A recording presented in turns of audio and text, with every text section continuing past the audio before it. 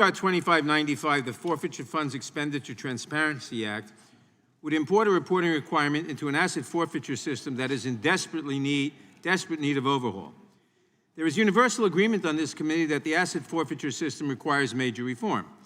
That is why in June of last year we voted unanimously to favorably report H.R. 1525, the Fifth Amendment Integrity Restoration Act. That bipartisan bill would eliminate the system of administrative asset forfeiture, which allows the federal government to seize and retain property that it believes was connected to a federal crime, regardless of whether the property owner committed the crime and regardless of whether the commission of the crime has been proven in court. As I explained during the markup of H.R. 1525, there is no judicial oversight of administrative forfeiture proceedings at all. The system lacks protection of Fifth Amendment due process rights, and it creates perverse incentives for federal agencies to pursue civil forfeiture in cases where it is unwarranted.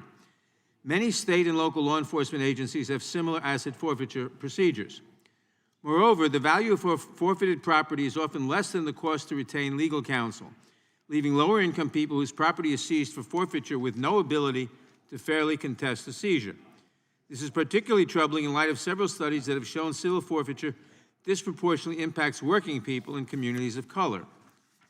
These already problematic features of our asset forfeiture system are compounded by the equitable sharing program between federal and state law enforcement, which allows authorities, even in the states that have eliminated or reformed their own forfeiture laws, to receive a percentage of forfeited funds referred to the federal government for seizure. The FAIR Act would begin to remedy the problems with our asset forfeiture system. It would eliminate the administrative process so that only an Article III judge could order a forfeiture. It would raise the legal standard for forfeiture from a preponderance of the evidence to clear and convincing evidence. It would provide access to counsel for indigent persons seeking the return of their property. And critically, the FAIR Act would abolish the equitable sharing program between federal and state law enforcement agencies. These reforms enjoy support not just from a broad bipartisan coalition of advocacy organizations, but also from the members of this committee on both sides of the aisle. If the majority is truly concerned about the state's use of federally seized assets through equitable sharing, then the clear solution is to bring the FAIR Act to the floor.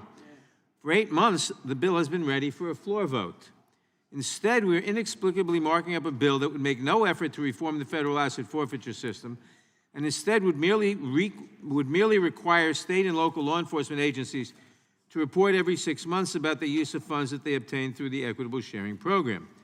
Not only are there already extensive reporting requirements in the equitable sharing program that render this bill largely duplicative, but this new reporting requirement would be entirely unnecessary under the FAIR Act because that bill would eliminate the equitable sharing program altogether.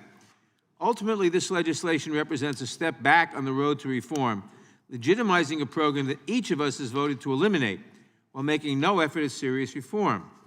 This committee has already voted in favor of significant reforms to our federal forfeiture system.